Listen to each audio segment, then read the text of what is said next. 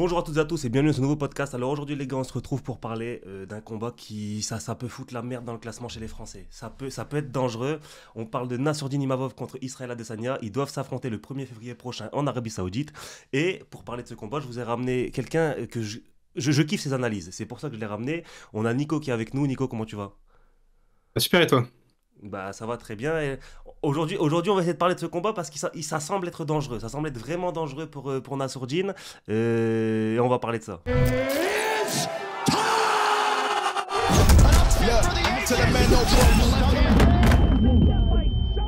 big man like me, no need for the telephone hype. I got too much getting online. One rule, then them on side.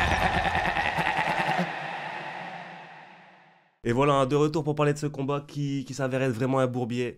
Pour qui? Plus un bourbier pour Adesanya qui est sur la pente, on va dire descendante, ou plus un bourbier pour Nassourdine Imavov qui va devoir striker avec l'un des meilleurs strikers de l'UFC. Franchement, pour moi, c'est autant un bourbier pour les deux, dans le sens où, c'est-à-dire que la dynamique pour Adesanya, ça fait que ce combat devient un bourbier pour lui, et en même temps, le style des deux combattants fait que pour Nassourdine, c'est aussi un bourbier. En vrai, le timing pour Nassourdine est, je trouve, bien meilleur. Genre, il a eu une défaite, mais il a changé de team, il a eu le temps de construire avec sa nouvelle team. En vrai, il n'y a pas de meilleur moment pour prendre un vrai test, pour ensuite aller chercher le titre et tout. Donc, je trouve le timing pour Nassourdine il est vraiment propre. Genre, ça aurait été compliqué de faire mieux. Après, pour Izzy, quand il sort de deux défaites, vas-y, il n'y a pas de bon timing en vrai. Bah c'est ça, hein, parce que tu parles de dynamique. Là, on rappelle hein, la dynamique de carrière de Nassourdine Imavov. Lui, il est sur 3 victoires d'affilée, et j'ai même envie de dire Ouais. 4 victoires d'affilée, parce qu'il y a un no contest contre Chris Curtis, mais il est en train de lui rouler dessus, il est en train de le tabasser. Il l'a même fait pleurer, il a fait chialer, pour vous dire. Non mais Chris Curtis, dans la cage, il est en train de pleurer. Euh, Donc voilà. Et on a Nassourdine Imavov qui, lui, est sur 2 défaites d'affilée. Alors c'est aussi à mettre en... Bon, le tapologie, c'est soit rouge, soit vert, on le sait, mais c'est contre Dricus Duplessis.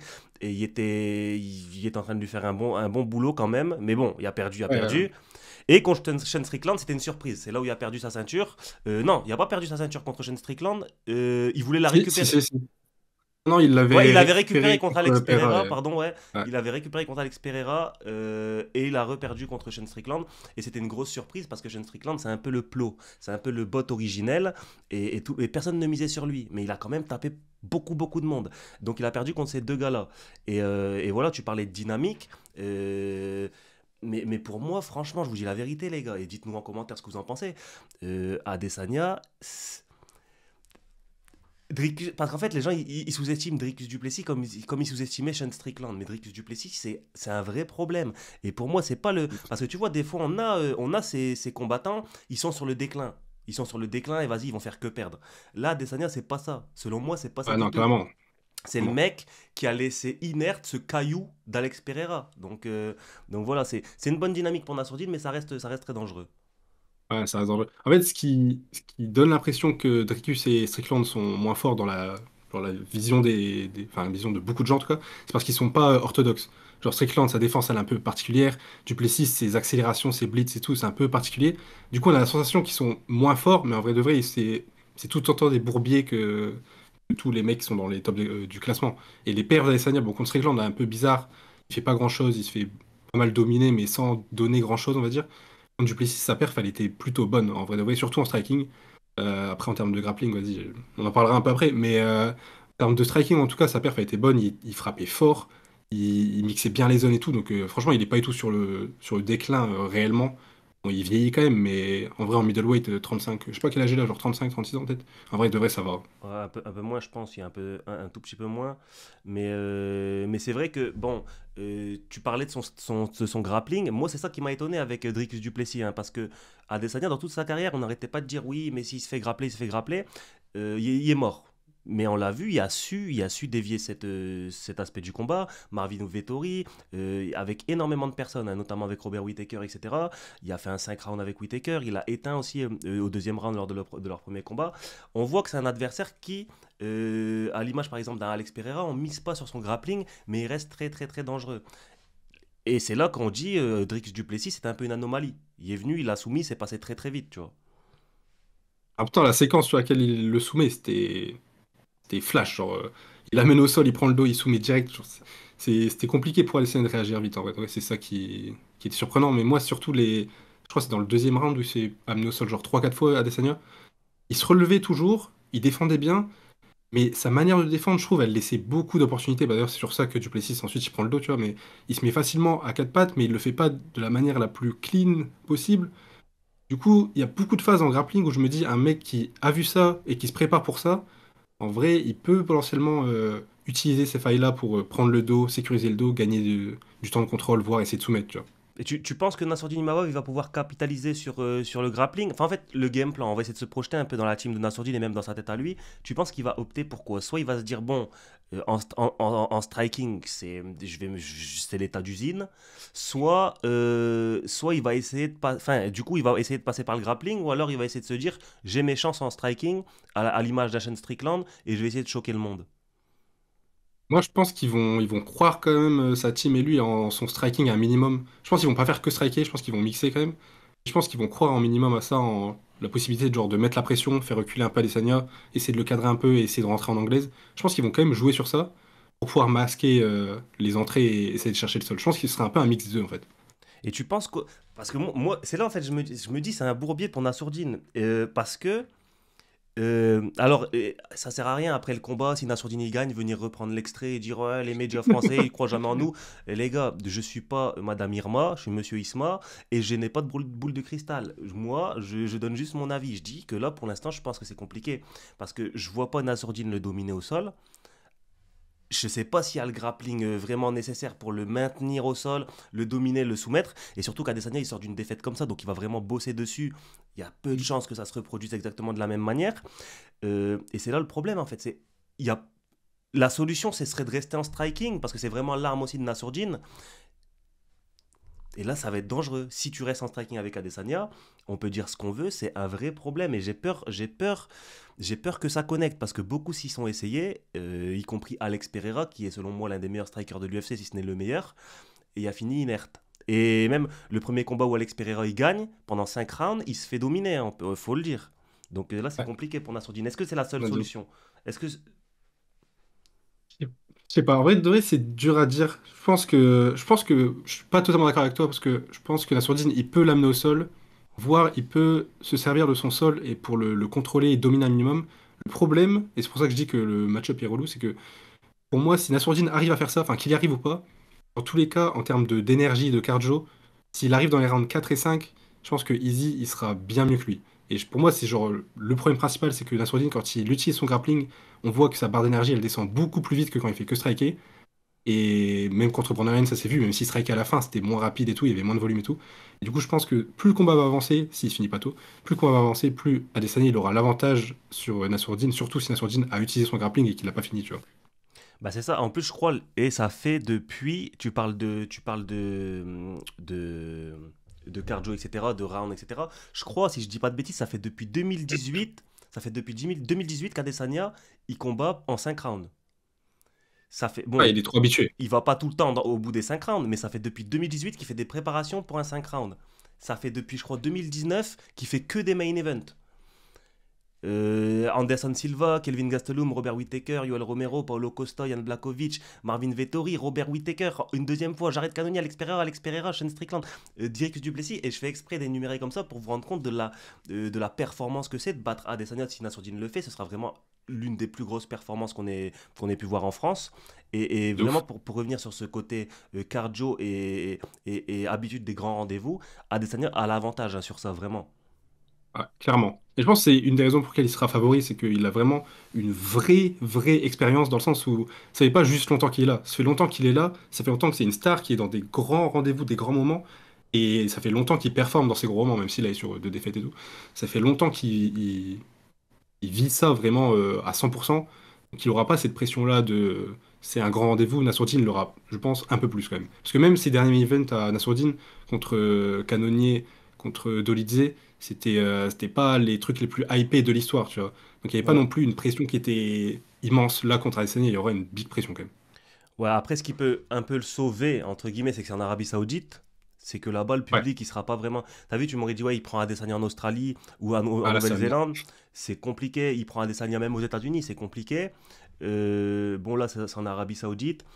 Quand tu regardes le palmarès de Nassourdine Imavov, comme j'ai dit, hein, il a tapé Brendan Allen, il a tapé Jared Cannonier, il a mis KO. KO, enfin KO, TKO, t'appelles ça comme tu veux. Roman Dolidze, etc. Et Nassourdine, mine de rien, il a perdu que contre Shane Strickland et Phil Howes, mais c'était à son début à l'UFC.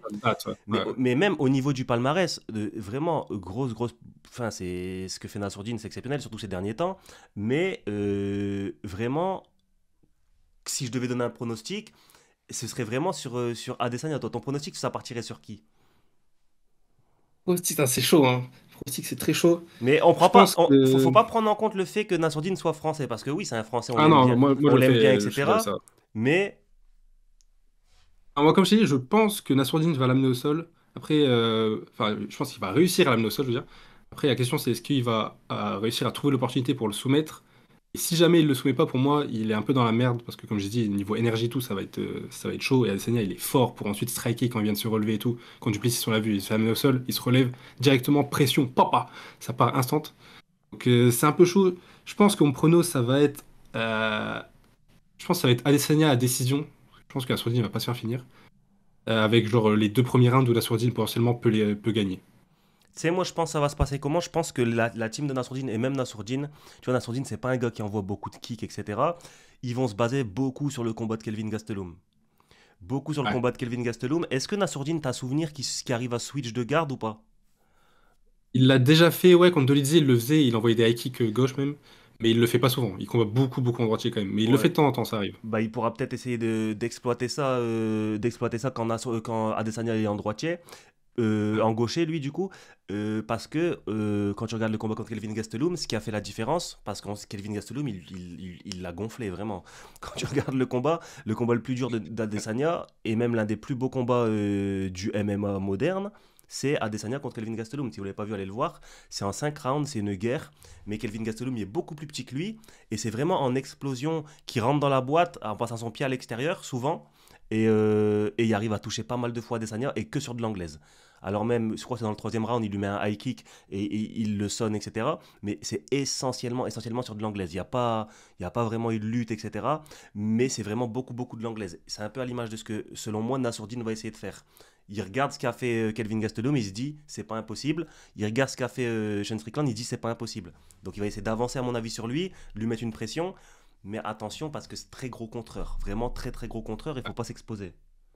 Ouais. C'est pour ça, même, je pense, tu as parlé du coup de Strickland, Gastelum, je pense qu'il peut même se baser d'une certaine manière sur ce qu'a pu faire PRA quand il avait du succès, tu vois. Parce qu'il mettait la pression et il jouait avec les calf kicks, mais il jouait aussi beaucoup avec son anglaise, avec juste des jabs au corps, il remontait ensuite, ce genre de choses. Donc je pense qu'ils peuvent même se baser sur ça pour essayer de vraiment embêter Adesanya. Mais ouais, comme tu as dit, sa qualité de contreur, ses déplacements et tout, c'est un bon bourbier. Je pense que Nassourdine peut le toucher en anglaise, que même Duplessis sur ses blitz, il arrivait à le toucher. Bon, l'avantage qu'avait Duplessis, c'est que il est un peu impossible à anticiper en vrai. Nassourdine, il Ouais, combat assez proprement, tu vois, donc c'est c'est ça. plus anticipable que ça.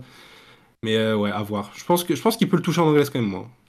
Il peut le toucher, mais je pense aussi que quand tu as un combattant brouillon contre Adesanya, bah t'as plus de chances de toucher que quand t'es propre. Je sais pas si tu Ah, vois ce de que je ouf, veux dire. totalement d'accord. Ah, je suis Parce qu'on totalement rappelle, d'accord. on rappelle le parcours d'Israël Adesanya. Bon, il n'a pas été champion du Glory, mais selon moi, il se fait voler sa ceinture contre Yousri Belgaoui parce qu'il est en train de le tabasser, mais il lui prenne sa ceinture. Je crois contre Jalil Wilnis aussi, il lui vole sa ceinture. Bref, pour moi, il aurait dû être champion du Glory. Une chose est sûre, c'est qu'il a vraiment le top niveau de l'élite. Et au Glory, c'est même quelqu'un de. Il y a un style assez félin. Il y a ce style assez félin, il bouge beaucoup. Et c'est d'ailleurs pour ça que ça se retranscrit bien en MMA. Adesanya, il faut savoir que c'est quelqu'un, quand tu es vraiment propre contre lui, il a eu l'habitude de toute sa vie combattre des gens propres. Et les gars, gens vraiment propres, directs, bien alignés, etc. Et les gars qui lui ont posé problème, c'est les gars un peu brouillons. Mine de rien, Alex Pereira, il est brouillon. Enfin, il est pas brouillon, mais il Ah, est. c'est pas orthodoxe. C'est pas C'est orthodoxe, pas ouais. orthodoxe, c'est vraiment pas orthodoxe, c'est des coups, des trajectoires de coups qui viennent de n'importe où, tu vois pas ça souvent, tu peux pas bien te calquer, bien te préparer à ces gars-là. Et c'est pareil pour Dricus Duplessis, les timings, sa façon d'entrer dans l'échange, sa façon de sortir dans l'échange, sa façon de... C'est bizarre, et même Adesanya, tu vois, des fois il recule, il dit, je vais pas renvoyer parce qu'il est bizarre ce gars-là. Donc quand tu restes l'élite, hein, mais t'es un peu unorthodoxe comme ça, peu orthodoxe comme ça, et bah, tu as plus de chances, selon moi, de toucher Adesanya. Et le problème là, c'est que Nassourdine, c'est quelqu'un de vraiment très, très, très, très. Franchement, même son anglaise, elle est magnifique, à Nassourdine. De Chirurgicale, ouf. vraiment très rapide, etc. Mais est-ce que ça va pas lui desservir ça contre Adesanya, qui a l'habitude de faire face à ce genre de profil? Ça peut lui desservir, ouais. Parce qu'en vrai, toute la question là, c'est une question de distance majoritairement, parce que Izzy il aime bien être à distance de kick. En tout cas, dicter la distance de kick, genre. Duplessis, Strickland, Pereira, eux, ils arrivent à rentrer à l'intérieur de la distance de kick de manière pas orthodoxe, justement. Strickland, il a que sa sorte de filichelle et il fait que avancer, donc il rentre tout le temps dedans. Duplessis, il blitz, il va dans tous les sens et il rentre. Et Pereira, c'est juste pression constante et il arrive d'une manière ou d'une autre à rentrer. Sourdine, il a pas trop ça, en vrai, dans son jeu. C'est pour ça que la question de distance, ça va être importante. Est-ce qu'il va réussir à rentrer dans les sens de kick de Dizzy? Je pense que là où il a le plus de chances de le faire, c'est s'il met la pression et qu'il le met contre la cage. Mais comme on l'a dit, il a des bons déplacements, Easy, et c'est dur à faire de le cadrer, de vraiment de l'emmener là où tu veux l'emmener. Donc ça va être, ouais, ça peut y desservir en vrai, le fait d'être propre. Après, peut-être qu'ils peuvent travailler sur certaines combinaisons un peu moins orthodoxes, justement, que Nassourdine pourrait utiliser, mais c'est pas un truc qu'il a l'habitude de faire. Donc c'est dur à visualiser, genre. Est-ce que tu as hâte d'être à la conférence de presse et de voir si Adesanya va essayer de rentrer dans sa tête? Parce qu'on le sait, hein, Nassourdine Imavov, euh, contre. Comment il s'appelait le gars déjà? Le gars qui a tapé à Paris, là. Joaquin Buckley, d'ailleurs, Ouais. vous le connaissez par rapport à son coup de pied retourné, etc. Est-ce que vous. Enfin, il est rentré dans sa tête, clairement. Et on a vu Nassourdine Ah, de à ouf. l'UFC Paris contre Joaquin Buckley, il était à 30% de ses capacités parce qu'il mettait les émotions. Est-ce que Adesanya il l'a pas vu ça? Est-ce que tu penses qu'Adesanya il l'a pas vu, il l'a pas analysé et il se dit bah écoute avant le combat lui je vais essayer de lui rentrer dans sa tête et est-ce que tu penses que ça va être possible? Je pense que c'est possible, mais bon, Nassourdine a quand même évolué un peu depuis. Bon, il y a eu le moment contre Doidze où il pète un plomb contre Chris Curtis qui est en dehors de la cage. Mais sinon, après ça, même Brandon Allen, il y a pas mal d'interviews où il essayait de chauffer un peu Nassourdine. Et Nassourdine, il avait l'air de s'en foutre et de laisser couler. Après, à la conférence de presse, comme tu dis, ça peut être différent. Tu vois, le fait d'être vraiment avec la personne et tout, même si dans le face-à-face, Adesanya commence à parler de ça, ça peut jouer. Donc je pense qu'il va essayer. En tout cas, ce serait intelligent d'essayer parce que tu peux vraiment te donner un avantage en rentrant sa tête. Donc je pense qu'il va essayer. Après, est-ce qu'il va réussir? Je pense qu'avant la conférence de presse, non. Pendant la conférence de presse, peut-être pas, parce qu'en plus, il y a un peu la barrière de la langue avec les traducteurs et tout. Par contre, en face à face, peut-être, ouais. Mais justement la barrière de la langue ça peut donner lieu à des quiproquos. Ouais, Tu te aussi, ouais, rappelles aussi, ouais. Renan Ferreira qui le gars il a rien dit, le pauvre il a rien dit sur le fils de Ngannou. Ngannou. Et il se prend une sauce et Ngannou il veut lui arracher la tête alors qu'il avait Ah, rien j'avoue, dit. j'avoue. Tu vois J'avoue. En plus, des fois, les traducteurs français, ils sont gays. Mais Ouais, voilà, ben ouais, c'est ça, ça arrive, ça arrive. Mais bon, là, ce sera Nicolas Haute, je pense. Nicolas Haute, il parle bien anglais, ouais, moi, etc. lui, il est bon. Lui est Très bon. compétent. Mais voilà. Et en plus, le truc que moi je me dis, c'est Adesanya, beaucoup dans sa provoque, ce qui fait beaucoup de gestes obscènes, etc. T'imagines, il lui fait comme il a fait à Paulo Costa là, à la fin. Non, mais Ouais, ça marche pas en steak. non, mais ça Vas-y, il peut. va se lever à la conférence de presse. Gros, ça peut pas. T'as vu, imagine, vas-y, moi je le souhaite pas, mais imagine Adesanya, il fait Anna Sourdine ce qu'il a fait à Paulo Costa à la fin du combat. Il y aura un deuxième round, il y aura Khabib. Tu vois, quand Khabib a sauté dans la foule, et ben ça ne peut pas ne bien se passer. De, C'est une de- folie. de ouf. Après, je pense que comme Nassourdine est quand même respectueux et tout, Adesanya, il va pas partir dans l'irrespect. Je pense qu'il Ouais. va essayer, tu vois, de le taquiner et tout, mais je pense pas qu'il va partir dans l'irrespect quand même. Enfin, en tout cas, ça serait surprenant quand même. Même Ouais, contre Duplessis, des fois, il était même pas tant irrespectueux, donc bah c'est ça, en à fait. voir, quoi. Ouais, c'est ça. Mais en fait, j'ai hâte de voir comment va se dérouler ce trash talk. Parce que, bah, comme je dis, Adesanya, lui, il y a pas de honte à répondre des choses obscènes, etc. Et voir comment Nassourdine il va le prendre. Et mine de rien, ça va être un bon test hein, pour Nassourdine. Et comme je dis tout à l'heure, s'il sera Adesanya, il va prendre C'est qui exceptionnel. après? Il va prendre qui après? Parce que, regarde, là, j'ai le classement devant les yeux. Hein. Alors, juste ça. Après Adesanya, on a qui? On a Sean Strickland, une revanche. On a Dricus Duplessis. Et on sait que Sean Strickland, il est en discussion pour se battre contre Dricus Duplessis, mais il y a aussi Khamzat qui vient de rentrer dans l'équation. Donc si ça fait Khamzat, Dricus Duplessis, pourquoi pas faire Sean Strickland, Nassourdine une revanche? Parce que tu vois quoi la suite toi pour Nassourdine? S'il le fait. En fait, la meilleure des choses serait quoi pour le titre, mais ouais, comme tu as dit, je pense que ça va être un peu bouché avec Strickland et Ramzat. Donc, moi, ça me fait chier qu'il y ait la revanche contre Strickland parce que, bon, déjà, elle m'intéresse pas tant que ça en soi, perso. Et surtout, je trouve que là, si Nassourdine bat Adesanya, il mérite de quoi pour le titre. Il est sur une bonne Oui, série, il a ouais. battu que des mecs top genre 10, peut-être 11, 12, mais bref, top 10 en gros. En vrai, il mériterait de fou de quoi pour le titre. Mais ouais, le fait qu'il y ait Ramzat devant et Strickland, ça bouge un peu. En vrai, c'est relou. Je pense il y a plus de chances qu'il prenne Strickland qu'un quoi pour le titre. Mais j'aurais voulu qu'il prenne quoi pour le titre. T'imagines? Est-ce que tu penses qu'il va prendre Khamzat? Si Khamzat devient champion, est-ce que tu penses qu'il va prendre Khamzat? S'il devient champion, ouais, Ouais. je pense. Je pense. Ils sont potes, hein, ils sont un peu potes, ils s'entraînent ensemble et Ouais. tout. Je pense pour le titre, ça y est, il n'y a plus de ça après, je pense. Et contre Khamzat, tu vois quoi? C'est le gars, il part sur un autre podcast et tout. Ça, on en reparlera. Et Adesanya, Adesanya, lui, on va juste essayer de faire cette partie-là aussi sur Adesanya. Tu penses qu'il prendra qui s'il gagne contre. Là, s'il perd, ça va être chaud, hein. Franchement, s'il S'il perd, perd, c'est là, chaud. là, on peut parler de Ouais. déclin. Parce que 3 défaites d'affilée, tu peux dire ce que tu veux. Oui, mais il était fort, dans le combat, il a dominé et tout. C'est quand même 3 défaites. S'il perd, ça commence à devenir chaud. Il va rejoindre son pote Whittaker. Donc, faire attention à ça, hein. Et tu vois quoi, toi, la suite pour Adesanya s'il gagne, s'il prend la victoire? S'il gagne, je pense qu'il prend le perdant du prochain combat pour le titre. Je te jure, je pense Il qu'ils vont serait lui, capable de lui donner quoi pour le titre, mais vas-y. ils vont lui donner Shimaev, je te jure. C'est sûr et Ouais, certain. moyen. Ils vont Ouais. faire. Ils vont lui donner. Parce que tout le monde veut voir ça. De Mais. ouf. Moi, j'adorerais voir ce combat. Et franchement, il y a beaucoup d'incertitudes. Parce que tu peux te dire, oui, Shimaev, il va le tuméfier, etc. Je te jure que, attention, Adesanya, il y en a beaucoup qui dorment dessus, là. Parce que là, la culture de l'instant, Ouais. il a perdu depuis 2 combats. Les gens, ils pensent que. Bon, faut faire attention, hein. Moi, je pense que le grappling dans cette catégorie-là, en général, je pense qu'il est bien en dessous du niveau de Ramzat, genre. Je pense que bon, quand Whittaker, ça s'est un peu vu, même si Whittaker défendait bien certaines positions et tout, il se fait prendre le dos assez vite. Mais Whittaker, Je pense que le niveau il avait même plus de dents. Ouais, aussi, ouais. Il y avait un dentier. Il vient combattre, il y avait un dentier. Comment tu veux ne pas taper? Ouais, je pense que le niveau global des middleweight en grappling, il est genre trop en dessous de celui de Ramzat, et je pense qu'il va... Alors, s'il affronte Easy, je pense, dans tous les cas, il lui prend le dos premier round 100%.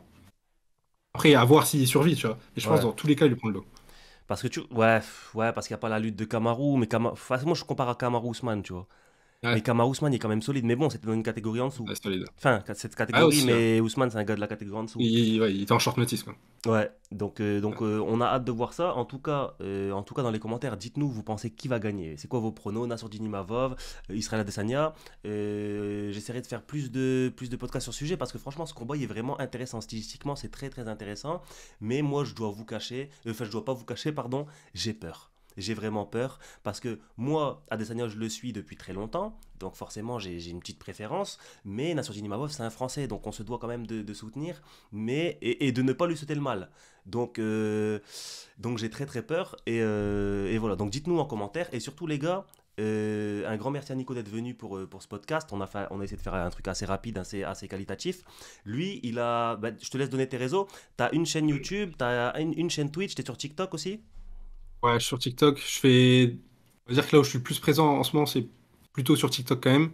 Mais ouais, je fais des lives, je fais des vidéos YouTube, j'essaie de faire aussi des interviews, des sortes de reportages et tout sur YouTube. Et même sur Insta, du coup, maintenant, je mets pas mal de vidéos aussi, du coup, vous pouvez aller suivre ça un peu partout. Et t'es plus sur TikTok parce que ça paye bien, hein, ça monétise. Non, je suis même pas payé sur TikTok, frère. Laisse tomber. TikTok, on vous Laisse a attrapé. tomber. TikTok, ils arrêtent pas de me bannir. Ah ouais? Mais je fais que des demandes de monétisation. Ils me bannissent du programme créateur. Ils veulent C'est à pas cause de de moi. quoi? À cause des Des droits droits d'auteur, d'auteur? ouais. Ouais, moi, c'est ça aussi, moi. Ils veulent pas de Ouais, laisse moi. tomber, Ils sont insupportables. Mais les gars, voilà, moi, pourquoi j'ai appelé Nico? Parce que quand je vois son contenu sur TikTok, etc., je vois des très très bonnes analyses. Et je me suis dit, ça peut être bien, ça peut être bien de le faire venir comme ça sur la chaîne. Et voilà, magnifique. J'espère que l'émission elle vous a plu. Les gars, n'hésitez pas à aller vous abonner en priorité à Nico. À sa chaîne YouTube, à son Insta, à son TikTok, etc. De toute façon, je vous mets tous les liens dans la description. Et est-ce que tu as un mot de la fin? Ah, merci beaucoup, hein, merci pour l'invitation, c'était grave cool. J'ai kiffé, j'espère que les gens kiffent aussi. Ouais, dites-nous dans les commentaires vos pronos, etc. Puis à la prochaine, hein. Voilà, à la prochaine les gars, portez-vous bien. Ciao.